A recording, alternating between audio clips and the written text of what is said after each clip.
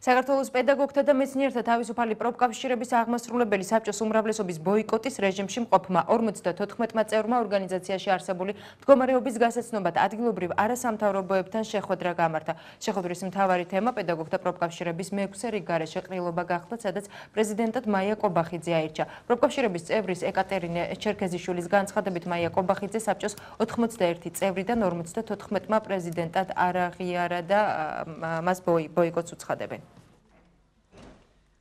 დღეს შეხვედრა გვაქვს არასამთავრობო ორგანიზაციებთან, ძირითადად იმ არასამთავრობოებთან, რომლებიც მუშაობენ განათლების საკითხებზე.